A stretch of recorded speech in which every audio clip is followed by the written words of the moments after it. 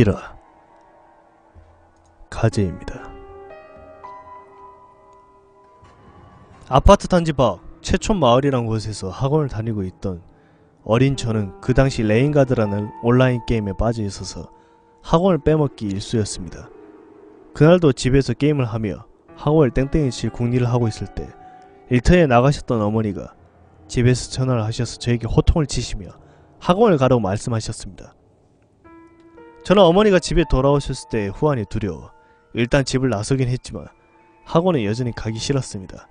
그래서 일단 집에서 나와 학원 입구에서 그냥 걷고 있었는데 그때 누군가가 저에게 말을 걸었습니다. 야! 너 여기 살아?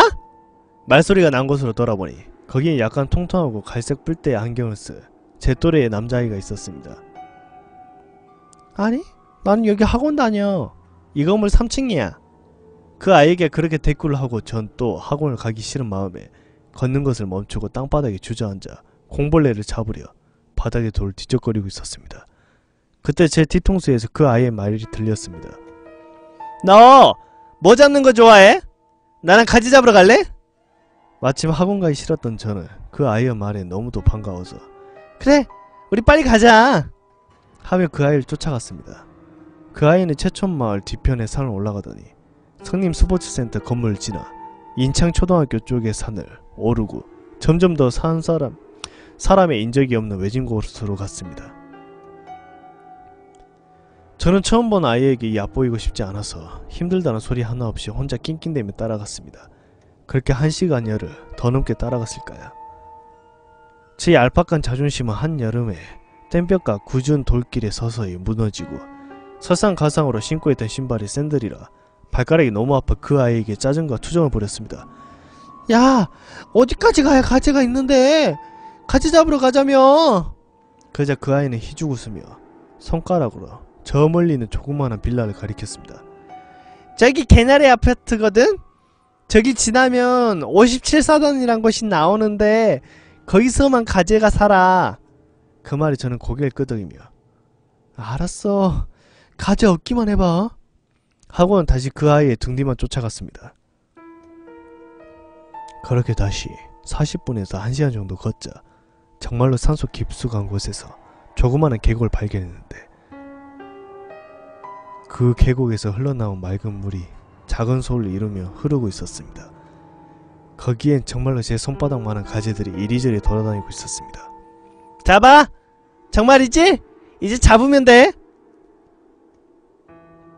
그 아이가 했던 말이 거짓이 아니라는 게 밝혀지고 또 생전 처음 보는 가재들이 그렇게 많다는 사실에 그동안 투덜거리고 짜증났던 마음은 눈 녹듯이 사라졌습니다.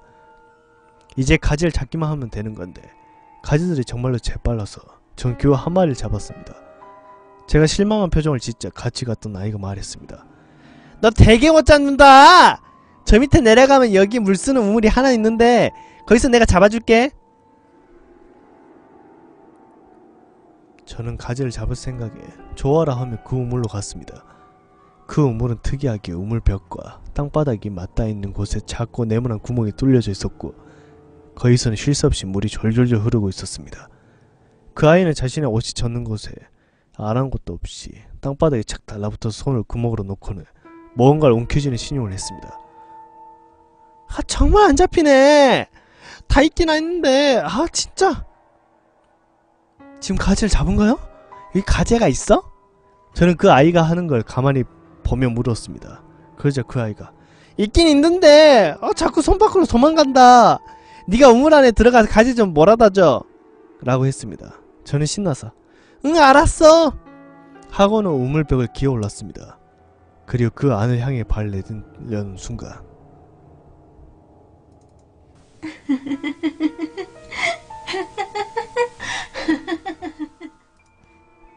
마치 유리를 날카로운 곳을 긁어내는 듯한 소름 끼치는 웃음소리였습니다. 그때 저는 우물벽에 시야가 거의 가려졌기 때문에 그 웃음을 누가 내는지 몰랐지만 정말 소름이 끼치는 것을 느끼며 우물로 내려앉았습니다. 그러나 발이 땅에 닿지 않았습니다. 그 우물은 정말 깊었고 땅바닥 쪽에 있던 네모난 구멍은 우물물이 넘쳐오르지 않게 하기 위한 물을 내보는 곳이었습니다. 깜깜한 우물 속에서 발을 쑥 들어가서 다시는 못 나올 것만 같은 공포를 느끼며 미친듯이 우물벽을 긁었습니다.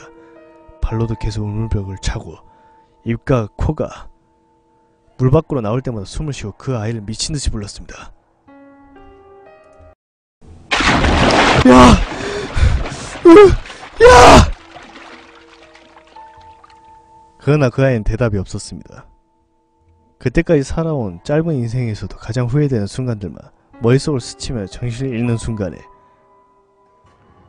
왼발 끝에서 제 샌들을 누군가 벗겨가는 듯한 느낌이 들더니 다시 한번 물 밖으로 떠오를 수가 있었고, 저는 깜깜한 늦은 저녁에 고속도로 중앙선 위에 서 있었습니다. 손톱은 다 깨지고 옷엔 진흙이 묻고 온몸은 흠뻑 젖은 채로요. 그리고 한 손에 과자 한 마리를 쥐고 왼발엔 아무것도 안 실은 채로요. 그렇게 제가 처한 상황이 이해가 가지 않아서 그렇게 중앙선에 멍하니 서 있었습니다. 얼마 지나지 않아서 제가 겪은 일이 모두 현실이 와닿기 시작할 때는 저는 목 놓아 울었습니다.